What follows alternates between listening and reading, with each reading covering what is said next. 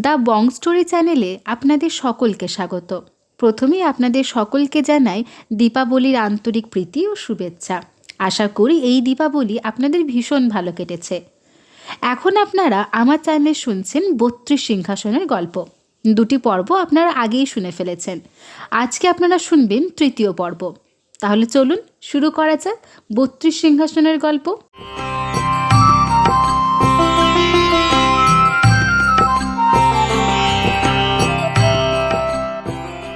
এরপর ভোজরাজ সপ্তম পুতুলের মাথায় পদার্পণ করলে পুতুল বলল, শুনুন মহারাজ, রাজা বিক্রমাদিত্যের রাজত্বকালে প্রজাকুল সুখে বসবাস করত। সংসারে চুরি জোচ্চুরি ছিল না, সকলেই সদাচারী ছিলেন। ব্রাহ্মণরা বেদপাঠ, শাস্ত্র অধ্যয়ন, জপতপ নিয়েই ব্যস্ত থাকতেন। সকলেই কাজে সিদ্ধিলাভ এবং সুনাম সম্মান পাওয়ার জন্য সচেষ্ট ছিলেন।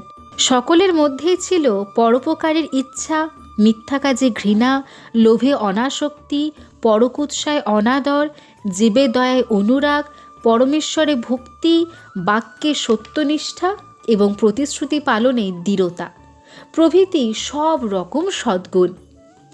সেই নগরে ধনদ নামে এক বিরাট ধনী বণিক ছিল।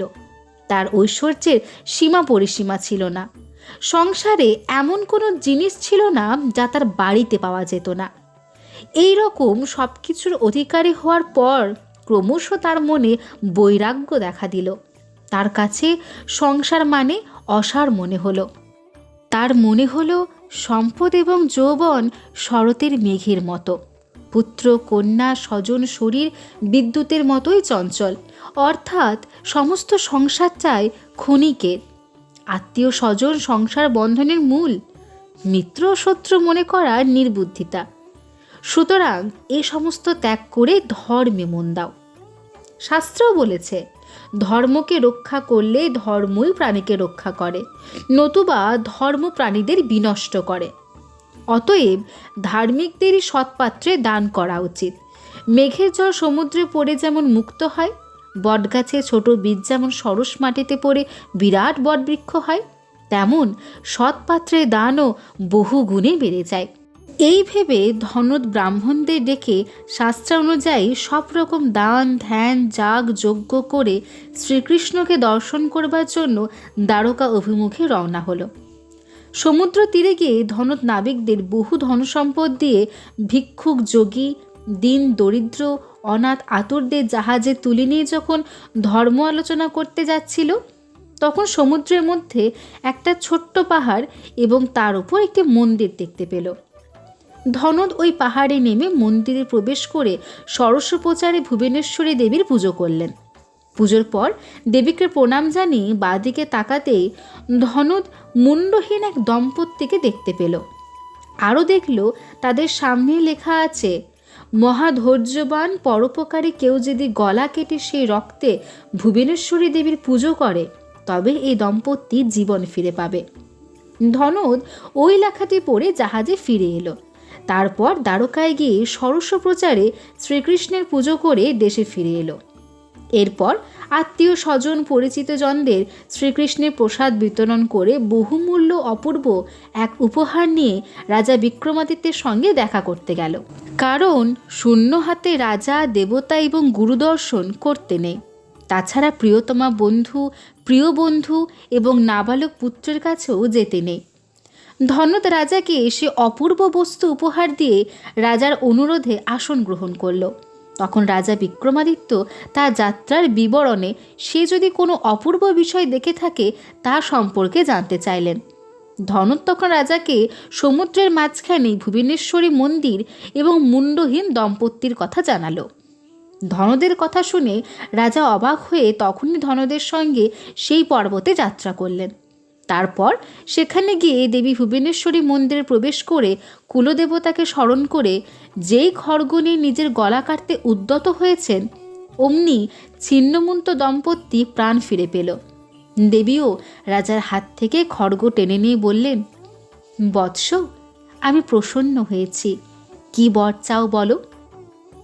রাজা বিক্রমাদিত্য বললেন, হে দেবী, আপনি যদি আমার উপর প্রসন্ন হয়ে থাকেন তবে এই দম্পতিকে রাজ্য প্রদান করুন।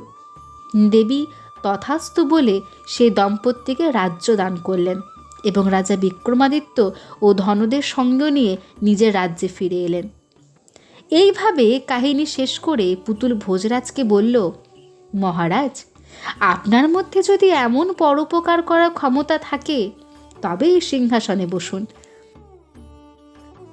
এরপর ভোজরাজ অষ্টম পুতুলের মাথায় পদার্পণ করলে পুতুল বলল, শুনুন মহারাজ, পৃথিবী বিখ্যাত রাজা বিক্রমাদিত্যের আমোদ প্রমোদ সম্পর্কে উৎসাহ এবং কৌতুক রসও ছিল প্রচুর। বিভিন্ন দেশে পাঠানো চরদের কাছ থেকে তিনি বিভিন্ন রকম কৌতুকজনক ঘটনার কথাও শুনতেন। কথায় বলে, পশুরা যেমন গল্প দিয়ে কোনো কিছু চেনে, তেমনি ব্রাহ্মণ বেদের মাধ্যমে রাজা চর মারফত এবং সাধারণ লোক চোখ দিয়ে বিভিন্ন জিনিস পরখ করে থাকেন। শুনুন মহারাজ, যিনি রাজা হবেন তাকে প্রজারা কে কোথায় থাকেন এবং তাদের মানসিকতা জানতে হবে। এছাড়া সুষ্ঠুভাবে প্রজাপালন, অপরাধীদের দণ্ডদান, ন্যায়পথে ধন সম্পদ উপার্জন এবং পথিকদের প্রতি সমান দৃষ্টি, এগুলি হচ্ছে পঞ্চমহাযজ্ঞ অনুষ্ঠান। আর এগুলি রাজার দেবকীয় জপ, হোম, যজ্ঞ তাকে সবসময় খেয়াল রাখতে হবে, যে কোনো কারণেই যেন প্রজাদের চোখে জল না আসে। রাজা বিক্রমাদিত্য যখন এইসব মেনে রাজ্য চালাচ্ছিলেন, তখন একদল চর বিভিন্ন দেশ ঘুরে উজ্জয়িনী ফিরে এলো। রাজা যখন তারা উল্লেখযোগ্য কোনো কিছু দেখেছে কিনা জানতে চাইলেন, তখন তারা বলল, মহারাজ, কাশ্মীর দেশে মহাধনবান এক বণিক আছে। সে 5 ক্রোশ দীর্ঘ এক সরোবর খনন করিয়ে তার মধ্যে জলের ওপর লক্ষ্মীনারায়ণ শুয়ে আছেন এমন এক মন্দির তৈরি করিয়েছেন। কিন্তু এমনই দুর্ভাগ্য তার যে সেই সরোবরে জল ওঠেনি।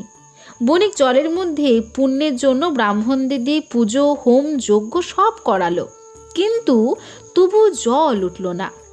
বণিক তখন প্রতিদিন সরোবরের ধারে এসে বসে হা হতাশ করতে লাগলো, হায় রে, কোনো কিছুতেই সরোবরে জল উঠছে না, আমার সমস্ত অর্থ আর পরিশ্রমই ব্যর্থ হলো। একদিন বণিক সরোবরের পাড়ে বসে ওই রকম করে হা হতাশ করছেন, তখন হঠাৎ আকাশবাণী হলো, হে বণিক পুত্র, তুমি কেন দীর্ঘশ্বাস ফেলছ? 32 লিনযুক্ত কোনো পুরুষের কণ্ঠে রক্ত দিয়ে এই সরোবর অভিষিক্ত হলে তবেই জল উঠবে, এছাড়া কোনোভাবেই জল উঠবে না। আকাশবাণী শুনে ওই বণিক বিরাট এক অন্ন সত্রে ব্যবস্থা করল। বিভিন্ন দেশ থেকে নানা রকম লোক সেই সত্রে আহার করতে আসলো।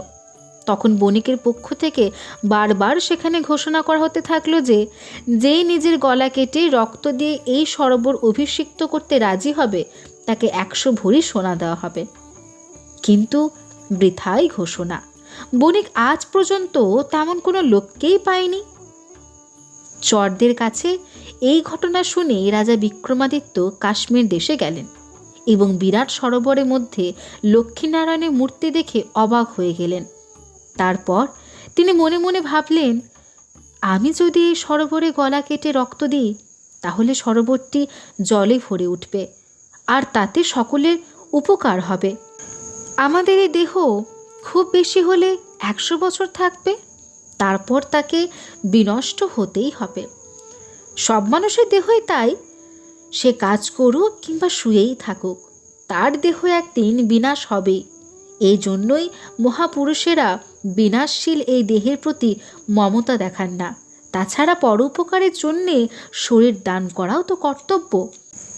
এই শরীরে যে কোনো সময় বিপদ ঘটতে পারে, বলতে কি এই দেহ তো রোগেরই আকর, প্রতি মুহূর্তে ক্ষয়প্রাপ্ত হয়ে বিনাশের পথে এগিয়ে চলছে। সুতরাং স্বার্থ ত্যাগ করে দেহের প্রতি মায়া মমতা বিসর্জন দিয়ে যারা পর উপকারের জন্য দেহ উৎসর্গ করতে পারে তারাই মহৎ, তাদের জীবনও সার্থক। রাজা বিক্রমাদিত্য এই রকম ভেবে জলাশয়ী নারায়ণের পুজো করে প্রণাম জানিয়ে বললেন, হে জলদেবতা, আপনি 32 লিনযুক্ত পুরুষের কণ্ঠরক্তে তৃপ্ত হয়ে এই সরোবর জলে ভরে দিতে চেয়েছেন, তো এই নিন সেই রক্ত। বলে তিনি যে মুহূর্তে গলায় খড়গের কোপ বসাতে যাবেন সেই মুহূর্তে দেবতা আবির্ভূত হয়ে রাজা বিক্রমাদিত্যের হাত চেপে ধরে বললেন, বীর বৎস, আমি তোমার প্রতি প্রসন্ন হয়েছি, এবার বর চাও। রাজা বললেন, দেবী, আপনি যদি আমার প্রতি প্রসন্ন হয়ে থাকেন তবে এই সরোবর জলে ভরিয়ে দিন। দেবী বললেন, বৎস, তুমি এই সরোবর থেকে বেরিয়ে যেই সরোবরের দিকে দৃষ্টিপাত করবে তখনই সরোবর জলে ভরে উঠবে। দেবীর বাণী শুনে রাজা বিক্রমাদিত্য সরোবর থেকে উঠে এসে সরোবরের দিকে তাকালেন। সঙ্গে সঙ্গে সরোবর টলমল জলে ভর্তি হয়ে গেল। এইভাবে কাহিনী শেষ করে পুতুল ভোজরাজকে বলল, মহারাজ, আপনার যদি এরকম পরোপকার করবার মহানুভবতা, বদান্যবতা, উদারতা প্রভৃতি শ্রেষ্ঠ মানবীয় গুণগুলি থেকে থাকে তাহলেই এই সিংহাসনে বসুন।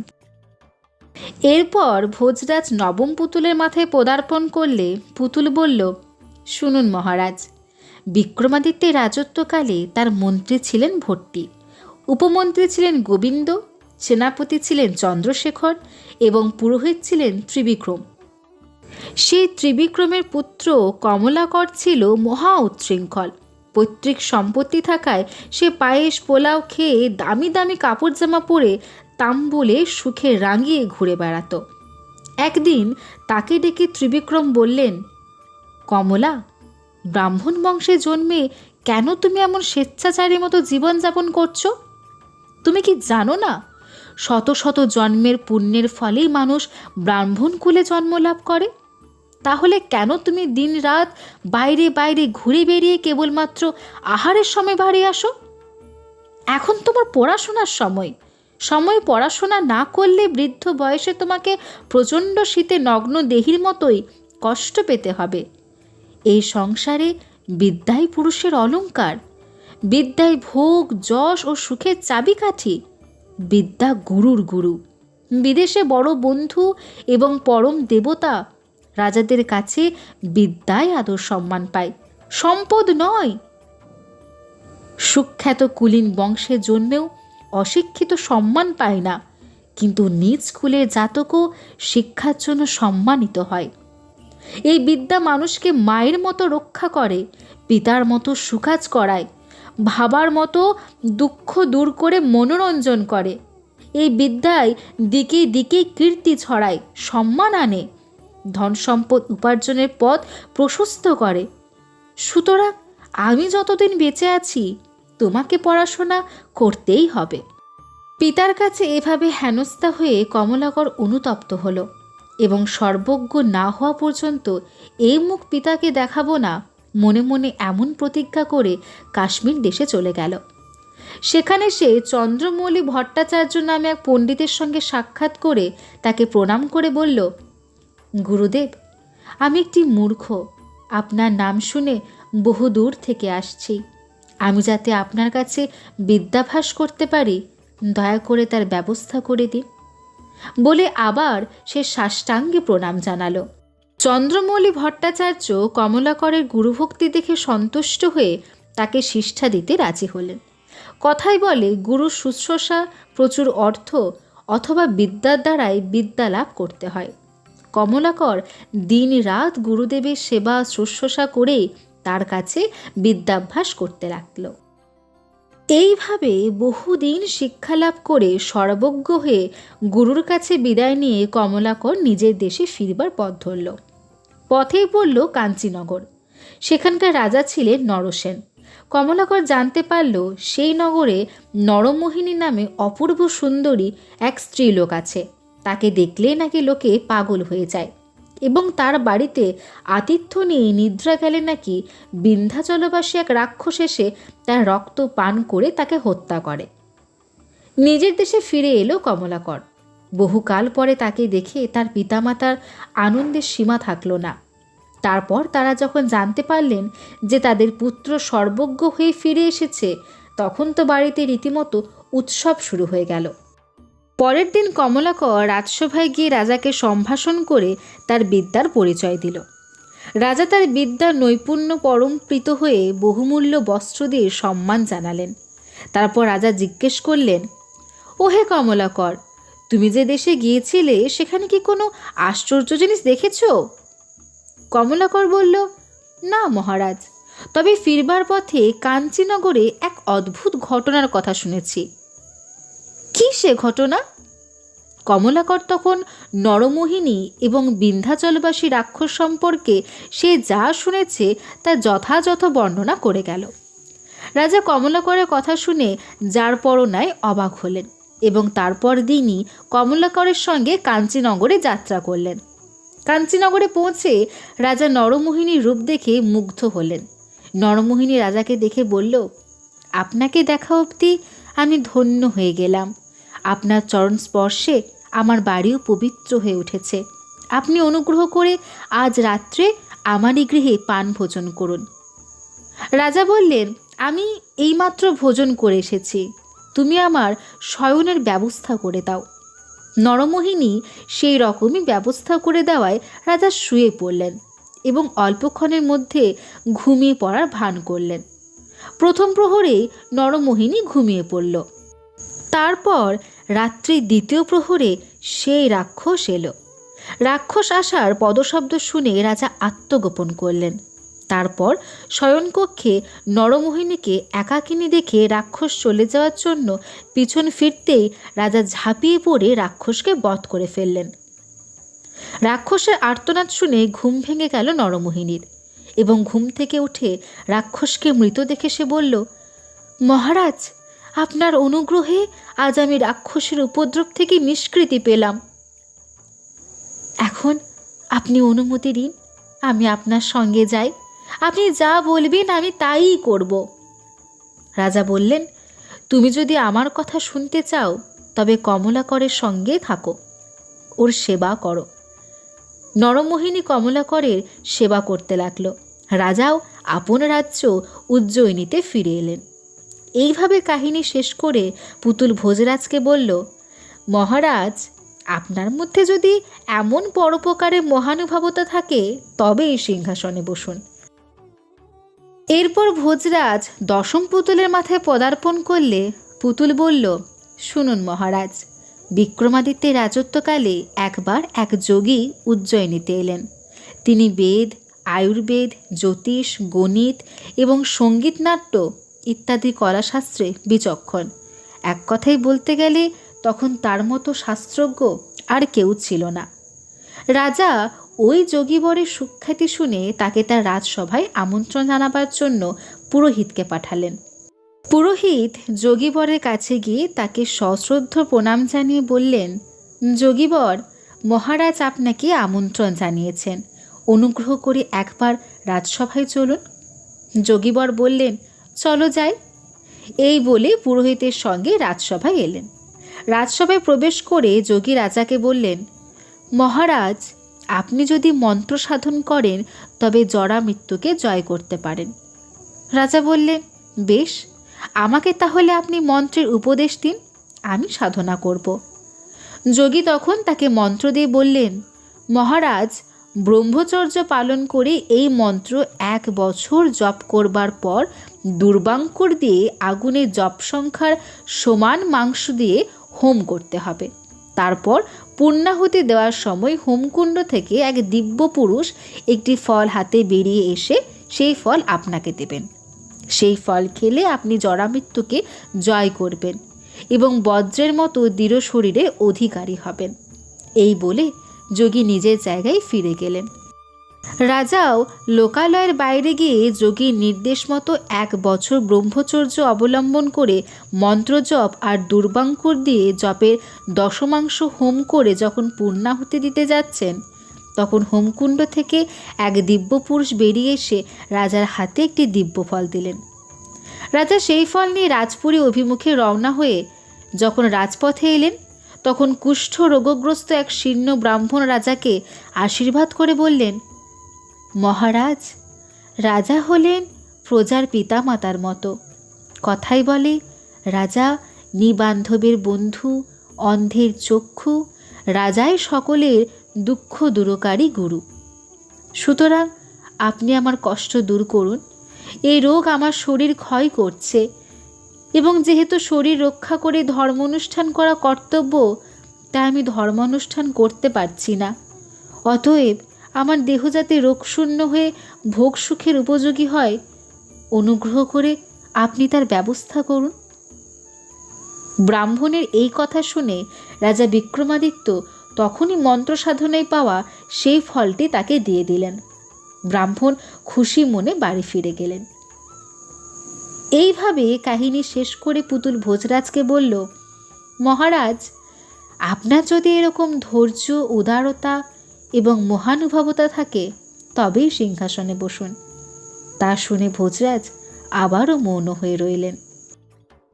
এরপর ভোজরাজ একাদশ পুতুলের মাথায় পদার্পণ করলে পুতুল বলল, শুনুন মহারাজ, বিক্রমাদিত্যের রাজত্বকালে এই পৃথিবীতে কপট, চোর এবং পাপ কাজে লিপ্ত এমন কোনো লোক ছিল না যে রাজাকে দিনরাত রাজ্য চালাবার অথবা শত্রু বিজয়ের চিন্তা করতে হয়।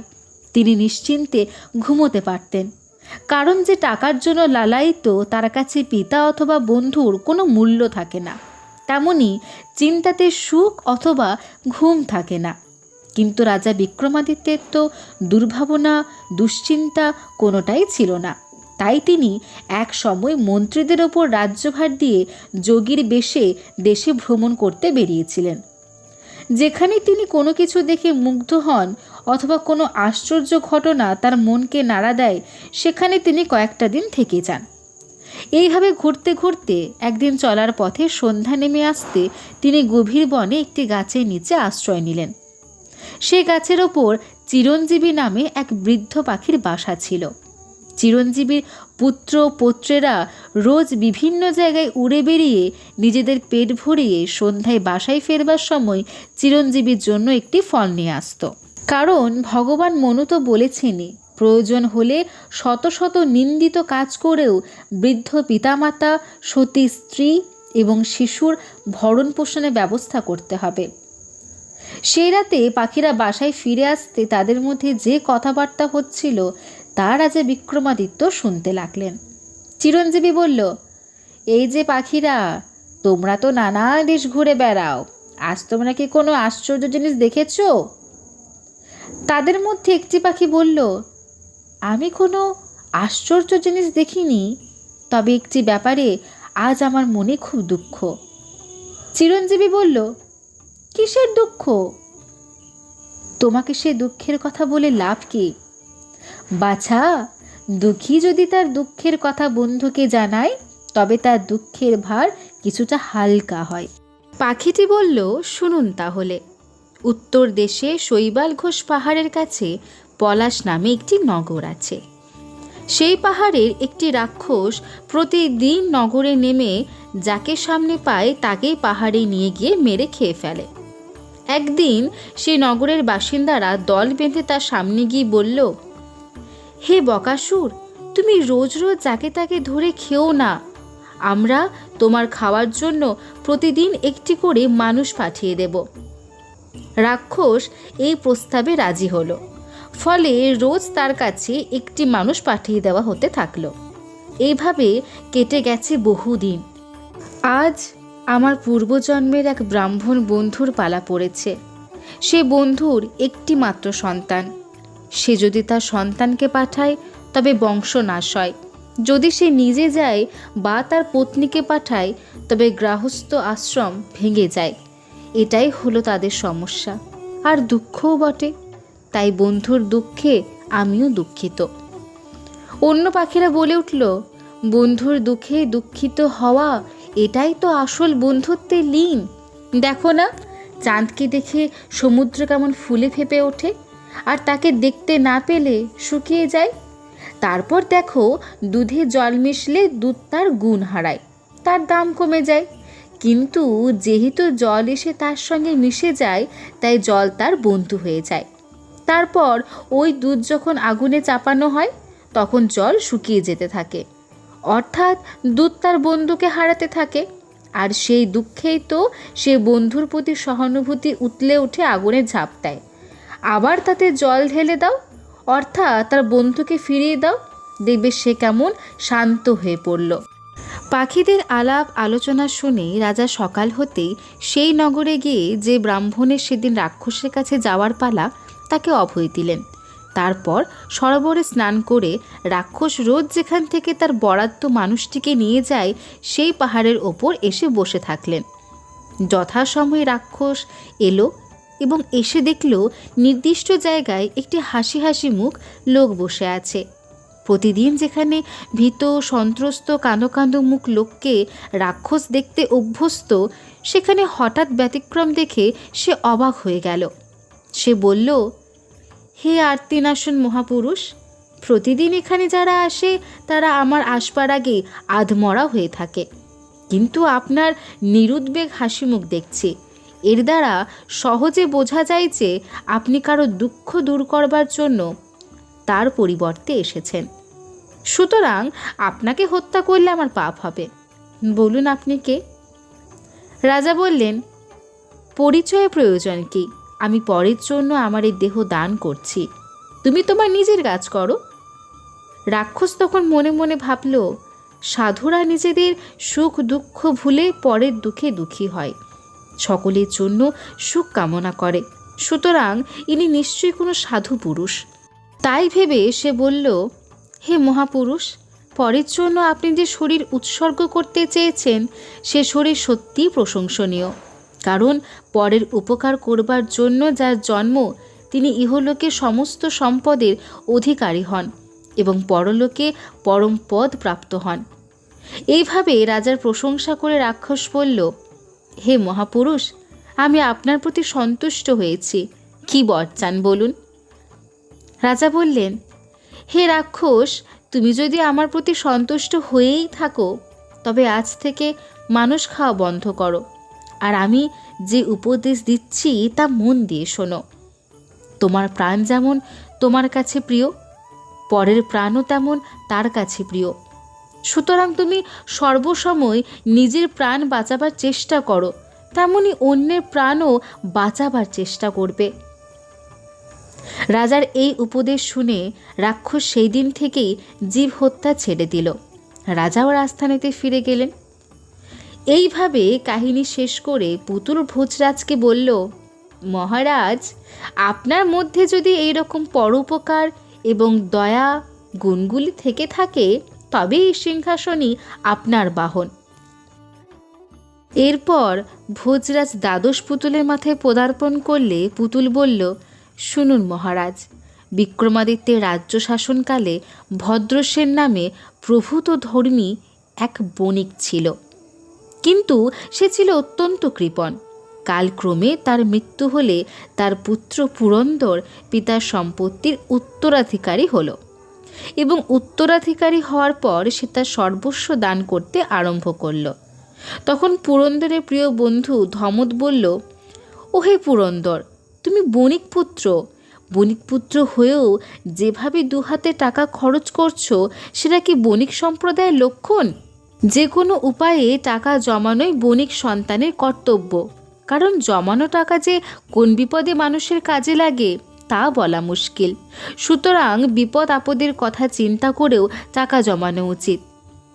পুরন্দর বলল, ওহে, তুমি যে বিপদ আপদের জন্য টাকা জমানোর কথা বলছো এই কথার কোনো মানেই হয় না, কারণ যখন বিপদ আসে তখন টাকা পয়সাও নষ্ট হয়।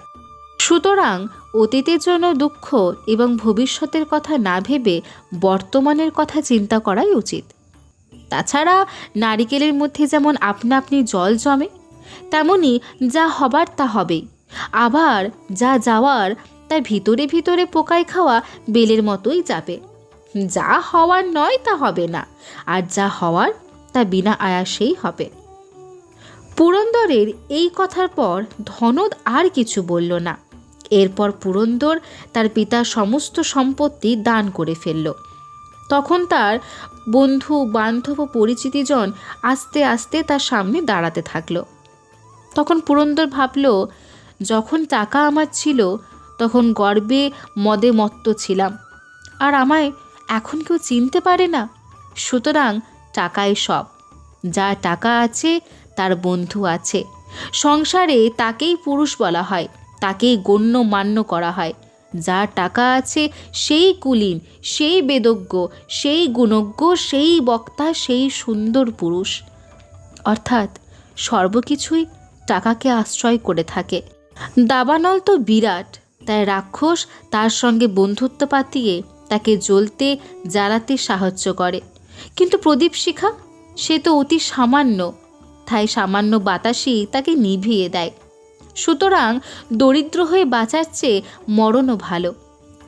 এইসব ভেবে পুরন্দর দেশ ছেড়ে বেরিয়ে পড়ল। তারপর ঘুরতে ঘুরতে হিমাচলের কাছে একটি নগরে উপস্থিত হলো। সেই নগরের কিছু দূরে ছিল ঠা ভবন।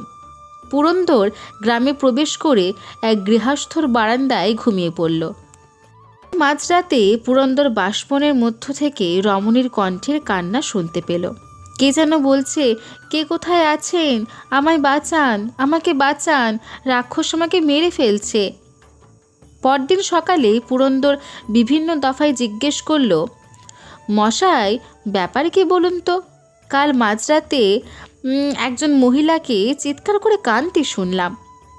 তারা বলল, হ্যাঁ, প্রতিদিন ওই বাষ্পনে মাঝরাতেই নারী কণ্ঠের কান্না শোনা যায়, কিন্তু ভয়ে ওখানে কেউ যায় না, খোঁজও নেয় না। পুরন্দর এই ঘটনার কোনো অর্থ খুঁজে না পেয়ে দেশে ফিরে এলো এবং রাজা বিক্রমাদিত্য তাকে বলল, পুরন্দর, তুমি তো বহু দেশ ঘুরলে, কোথাও কোনো আশ্চর্য ঘটনা দেখে থাকলে বলো।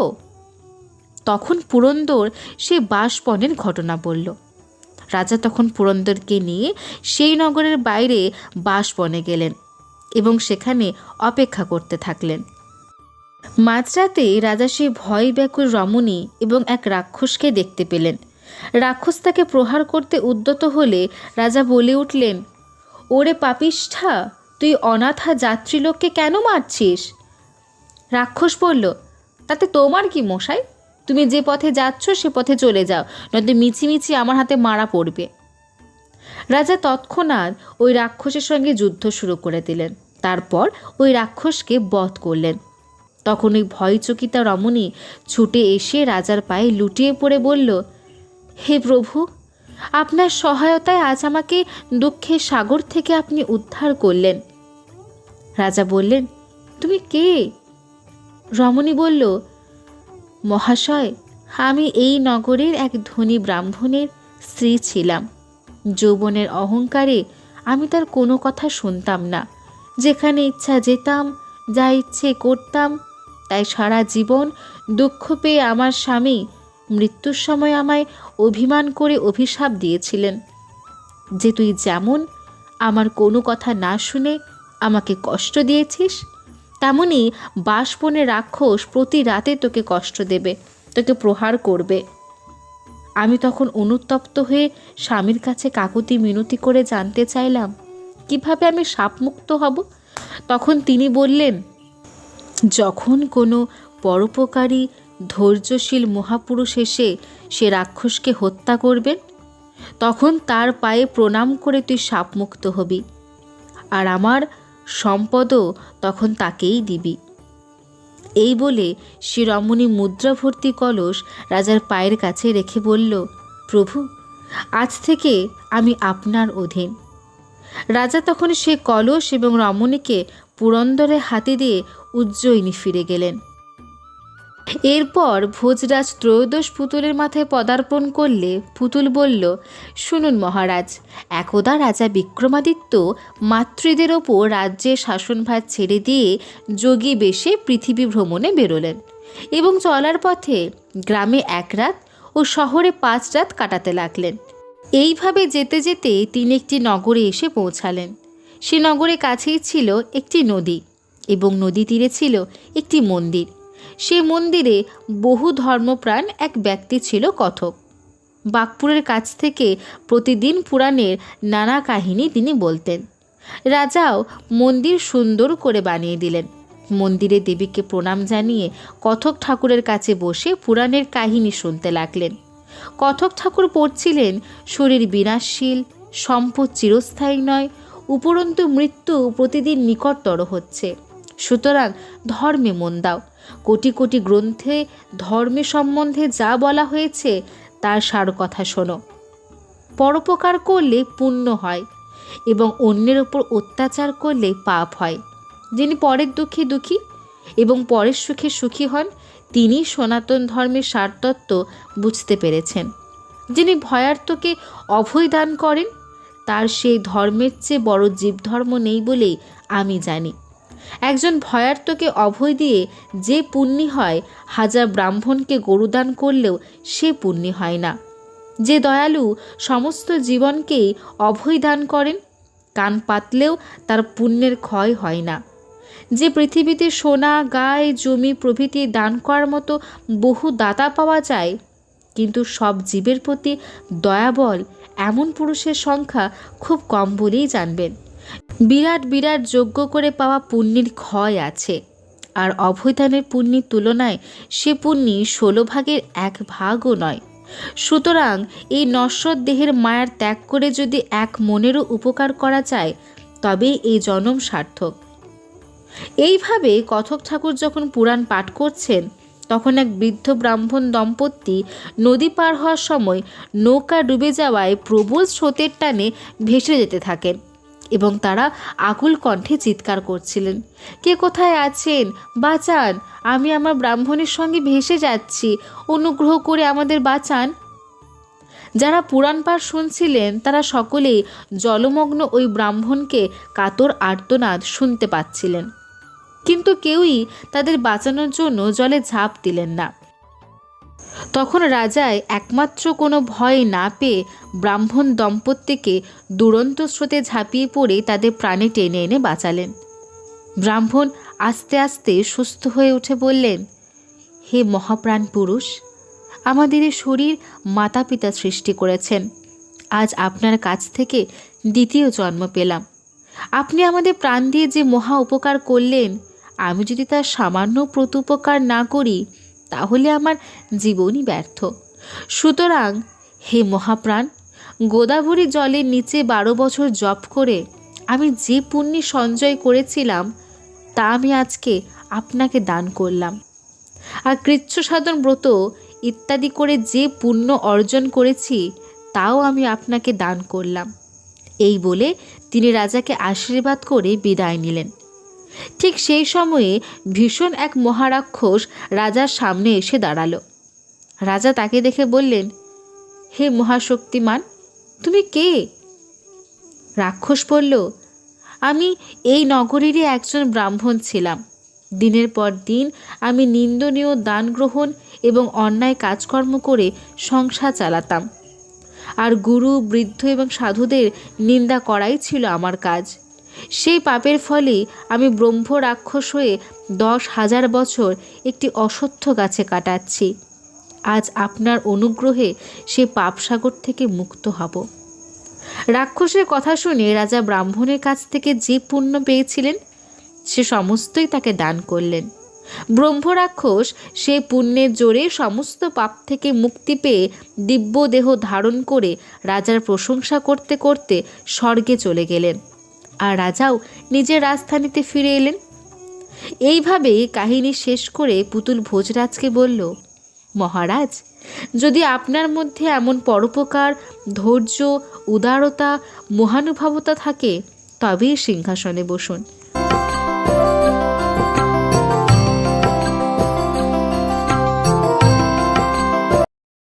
আশা করি আমাদের এই সপ্তাহের গল্প আপনাদের ভালো লেগেছে।